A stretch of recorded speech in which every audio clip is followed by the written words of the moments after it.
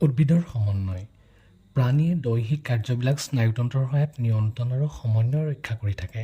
কিন্তু উদ্ভিদৰ সেই স্নায়ুতন্ত্ৰও নাই, পেশীয় কলাও নাই। গতিকে ইহঁতে উত্তেজনাৰ প্ৰতি কেনেকৈ সঁহাৰি জনায়? আমি যেতিয়া নীলাজী বা লাজুকী বনৰ পাত স্পৰ্শ কৰোঁ, তেতিয়া সিহঁতৰ পাতবিলাক জয় পৰি যায় বা জাপ খাই যায়। যেতিয়া বীজ এটাৰ অংকুৰণ হয়, তেতিয়া তাৰ শিপা মাটিৰ তললৈ আৰু কাণ্ড বায়ুমণ্ডললৈ অৰ্থাৎ ওপৰলৈ গতি কৰে। কিয় এনেকুৱা হয় বাৰু? নীলাজী বনৰ পাতখিলা স্পৰ্শ কৰি দিয়াৰ লগে লগে উত্তেজনাৰ প্ৰতি সঁহাৰি দিলে। ইয়াৰ লগত বিকাশ বা বৃদ্ধিৰ কোনো সম্পৰ্ক নাই। আনহাতে বীজৰ অংকুৰণৰ গতি বা চলনৰ দিশটো বিকাশ বা বৃদ্ধিৰ লগত জড়িত। যদিহে আমি এই বিকাশ বা বৃদ্ধিত বাধা প্ৰদান কৰোঁ, তেতিয়া গতি কৰা দেখা নাপাম। সেয়েহে উদ্ভিদে দুই প্ৰকাৰৰ চলন দেখুৱায়। এটা হ'ল বিকাশ বা বৃদ্ধি নিৰ্ভৰশীল চলন আৰু আনটো হ'ল স্বতন্ত্ৰ চলন। আমি এতিয়া নীলাজী বনৰ উত্তেজনাৰ প্ৰতি জনোৱা সঁহাৰিৰ কথা চিন্তা কৰোঁ আহা।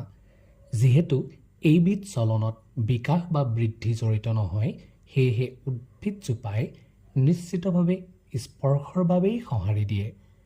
কিন্তু এই উদ্ভিদজোপাৰ দেহত কোনো স্নায়ু বা পেশীয় কলাও নাই। তেনেহ'লে উদ্ভিদজোপাই স্পৰ্শৰ প্ৰতি কেনেকৈ সঁহাৰি দিলে আৰু পাতখিলাই কেনেকৈ গতি বা চলন লাভ কৰিলে? আমি যদি উদ্ভিদজোপাৰ কোনটো অংশত স্পৰ্শ কৰিছিলোঁ আৰু কোনটো অংশই প্ৰকৃততে গতি বা চলন লাভ কৰিছিল তাৰ বিষয়ে ভালদৰে মনোযোগ দিওঁ, তেতিয়া আমি নিশ্চিত হ'ম যে স্পৰ্শ কৰা অংশটো আৰু গতি লাভ কৰা অংশটো পৃথক। যদি এইটোৱেই হয়, তেন্তে স্পৰ্শ কৰা অংশৰ পৰা গতি লাভ কৰা অংশলৈ নিশ্চয়কৈ দুই ঠাইৰ মাজত কিবা সংযোগ থাকিব লাগিব।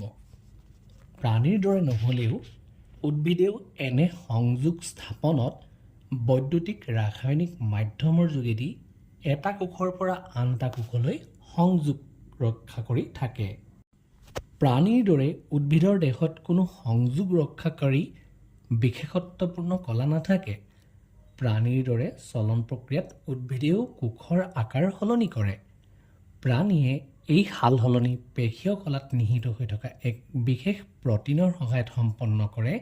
আনহাতে উদ্ভিদে কোষত থকা পানীৰ তাৰতম্য যোগেদি সম্পন্ন কৰে। ফলত কোষবিলাক স্ফীত বা শ্লথ হৈ পৰে আৰু সেইবাবে কোষৰ আকাৰৰ সালসলনি হয়।